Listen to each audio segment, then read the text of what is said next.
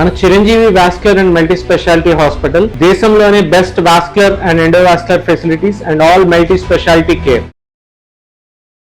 Suman TV ప్రేక్షకులకు నమస్కారం. July 21 నుంచి 31వ తారీఖు వరకు మీన రాశి వారికి ఎలా ఉండబోతుంది, రాశి వివరణ, పరిహారాల గురించి తెలియజేయడానికి ప్రస్తుతం మనతో పాటు ఉన్నారు ఆస్ట్రో యోగం నిర్వాహకులు, ప్రముఖ జ్యోతిష్యులు బ్రహ్మశ్రీ నందిబట్ల శ్రీహరి శర్మ గురువు గారు. వారితో మాట్లాడతాం. గురుగారు నమస్కారం. గురుగారు వాగర్థ వివ సంపృక్తౌ వాగర్థ ప్రతిపత్తయే జగతః పితరౌ వందే పార్వతీ పరమేశ్వరౌ. ఆదిత్యాయ చ సోమాయ మంగళాయ బుధాయ చ గురు శుక్ర శనిభ్యశ్చరాహవే కేతవే నమః. శృంగేరి జగద్గురు పీఠాధిపతులకి, కంచి పీఠాధిపతులకి నమస్కారములు తెలియజేసుకుంటూ కార్యక్రమాన్ని ప్రారంభిద్దాం.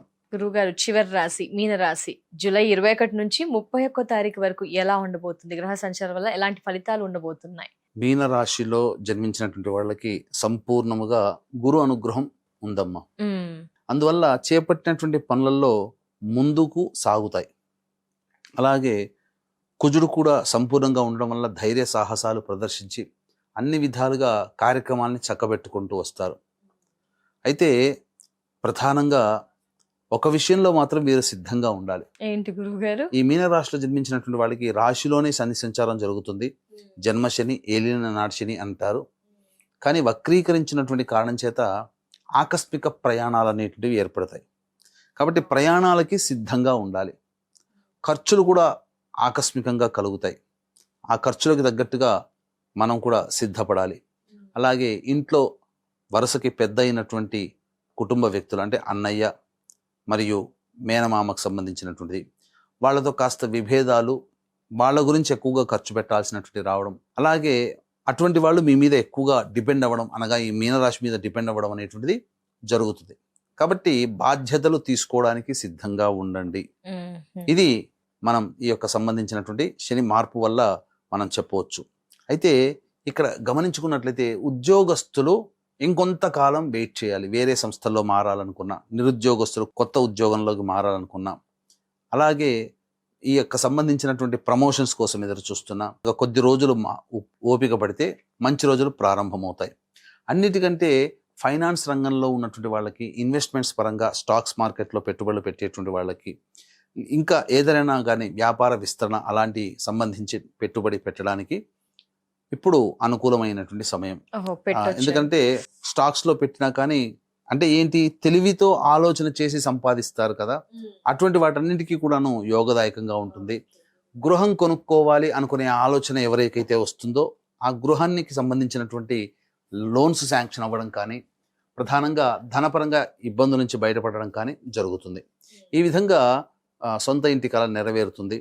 అలాగే ఈ సంబంధించినటువంటి వివాహ సంబంధాల విషయాలకు వచ్చేసేసరికి జాగ్రత్తగా ఉండాలి.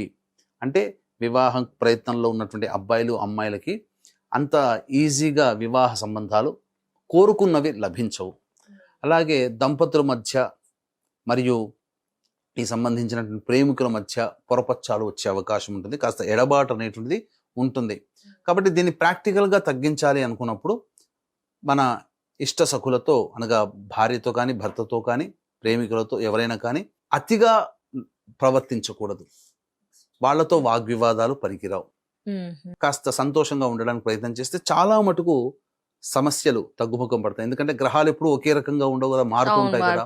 ఈ మార్పునటువంటి మారనంత వరకు జరిగే ఇబ్బందులు ఇవి. ఒకసారి గ్రహాలు కొన్ని మారుతూ ఉన్నాయనుకోండి, ఆటోమేటిక్గా ఆ ఇబ్బంది నుంచి బయటపడతారు. కాకపోతే ఇప్పుడు ఉన్నటువంటి సమస్య ఏంటనంటే, ఇప్పుడు గ్రహాలు ఈ విధంగా ఉంది, ఈ విధంగా తెలియచేస్తున్నప్పుడు ఆ గ్రహాలు ఏం చెప్తున్నాయో దానికి తగ్గట్టు కనుక మనం ప్రయాణం చేసినట్లయితే తప్పకుండా ఈ యొక్క సంబంధించినటువంటి సమస్యలు, అనగా దాంపత్య సమస్యలు, ఇవన్నీ కూడా తొలగిపోతాయి. లేకపోతే ఇక్కడ ప్రారంభమైనటువంటిది ఎంతమంది కూర్చొని ఉన్నా సరిచేయలేనటువంటి పరిస్థితికి వెళ్ళిపోతుంది. కాబట్టి దంపతులు కాస్త జాగ్రత్తగా ఉండాలి. వ్యాపార భాగస్వాములు కూడా ఒకరి మీద ఒకరు దూషించుకోకుండా, ఒకరిని ఇంకొకరు గౌరవించుకుంటూ ఉంటే కూడా చాలా మటుకు ఆ యొక్క భాగస్వామ్య వ్యాపారం నిలకడగా ముందుకు సాగుతుంది అని చెప్పవచ్చు. ఇక ప్రధానంగా ఈ యొక్క శని వక్రీకరించిన కారణం చేత ప్రధానంగా ఏం జరుగుతుంది, ఇంట్లోనే కొన్ని వస్తువులు చోరీకి గురయ్యే అవకాశం గోచరమవుతుంది. విలువైన వస్తువులు చోరీకి గురవుతాయి. వస్తువులు కానీ, ఆభరణాలు కానీ, దుస్తులు కానీ చోరీకి గురవుతాయని చెప్పవచ్చు. ఇక అన్ని విధాలుగా విద్యార్థులకి యోగదాయకంగా ఉంటుంది. కోరుకున్న కళాశాలలో ప్రవేశం లభించి విదేశీ యానానికి అనుకూలమైనటువంటి పరిస్థితులు ఏర్పడతాయి ఈ మీనరాశిలో జన్మించినటువంటి వారికి అని చెప్పొచ్చు. ఏ తర్వాత మిశ్రమమైనటువంటి ఫలితాలు ఈ యొక్క మీనరాశిలో జన్మించినటువంటి వారు పొందుతారు అని చెప్పవచ్చు. గురుగారు, మరి ఏంటి ఆదాయ వ్యయ మానసిక పరిస్థితులు ఎలా ఉండబోతున్నాయి 21 నుంచి 31వ తారీఖు వరకు? ప్రధానంగా గమనించుకున్నట్లయితే ఇప్పుడు ప్రతి కుటుంబంలో కూడా సమస్య లేని కుటుంబం లేదమ్మా. ప్రతి మానవులకి అవును కూడా గురుగారు. ఏదో ఒక రకమైనటువంటి ఫ్రస్ట్రేషన్స్ తో ఉన్నారు.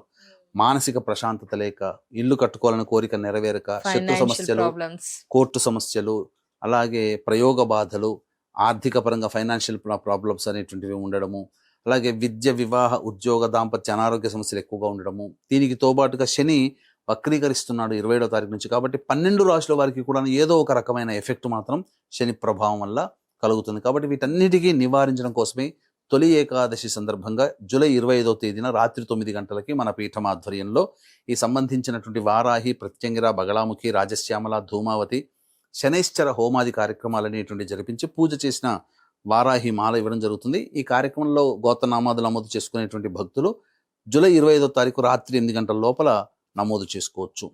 ఇక 21వ తారీఖు రోజున కనుక చూసుకున్నట్లయితే అన్ని విధాలుగా ఆనందదాయకంగా ఉంటుంది. కుటుంబ సభ్యులు, బంధుమిత్రుల యొక్క సహాయ సహకారాలు లభించి సంతోషంగా గడుపుతారు. రాని బాకీలు వసూలవుతాయి. ఖర్చుకు మించిన ఆదాయం కూడా లభిస్తుంది. 22, 23వ తేదీల్లో మాత్రం మానసికమైనటువంటి ఆందోళన అధికంగా ఉంటుంది. ఏ పని చేయాలన్న ఆసక్తి ఉండదు. ఇబ్బందికర పరిస్థితులు అనేటువంటివి ఎక్కువగా గోచరం అవుతున్నాయని చెప్పవచ్చు. ఇక 24, 25, 26 ఈ తేదీలలో సంతాన మూలకంగా విభేదాలు, ఖర్చులు, సమస్యలు పెరుగుతాయి. అలాగే తండ్రి గారి ఆరోగ్యం పట్ల శ్రద్ధ వహించాలి. అనవసరమైనటువంటి ఖర్చులు కూడా ఎక్కువగా ఉంటాయని చెప్పవచ్చు. ఆస్తిపాస్తులకు సంబంధించిన వ్యవహారాలు చర్చకు వస్తాయి. ఇక 27, 28, 29, 30, 31 ఈ ఆఖరి 5 రోజులు మాత్రం చాలా అద్భుతంగా ఉంటుంది. ఏ పని చేయాలనుకున్నా కూడా కలిసి వస్తుంది. ఖర్చుకు మించిన ఆదాయం లభించడం ద్వారా సంతోషకరమైనటువంటి జీవితాన్ని పొందుతారు. అంతేకాకుండా కుటుంబ సభ్యులతో ఆనందంగా గడుపుతారని చెప్పవచ్చు. మరి ఏం పరిహారాలు పాటించాలి గురువుగారు మీనరాశి వారు? ప్రధానంగా ఈ యొక్క మీనరాశిలో జన్మించినటువంటి వారు ఈ సంబంధించినటువంటి అఘోర దేవుణ్ణి ఆరాధన చేయాలి. అఘోర పాశుపత మంత్ర హోమం కానీ, లేదా ఈ సంబంధించినటువంటి రుద్రుని సంబంధించినటువంటి అభిషేకం అనేటువంటిది ఈ 11 రోజుల పాటు కనుక చేయించుకుంటే చాలా మటుకు సమస్యలు తగ్గుముఖం పడతాయని చెప్పొచ్చు. ప్రతిరోజు కూడాను రుద్ర కవచ పారాయణం ఖచ్చితంగా చేయాల్సిందే, అందులో సందేహం లేదు.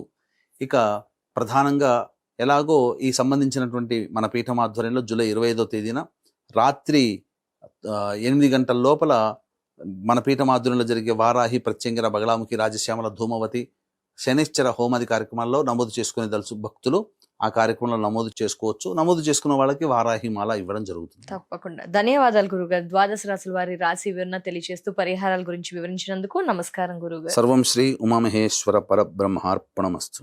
సో వ్యూయర్స్ చూసారు కదా, రాశి వివరణ అయితే విన్నారు. గురువు గారి పరిహారాలు కూడా తెలియజేశారు కాబట్టి పాటించండి, మెరుగైన ఫలితాలని పొందండి. అలాగే గురువు గారి ఆధ్వర్యంలో జూలై 25న వారాహి అమ్మవారి పూజలో కానీ, హోమంలో కానీ మీ గోత్రనామాదులు నమోదు చేసుకోవాలనుకుంటే కనుక స్క్రీన్ పై నెంబర్ ఉంటుందండి, వెంటనే కాల్ చేసి మిగతా డీటెయిల్స్ ని తెలుసుకోండి. నమస్కారం.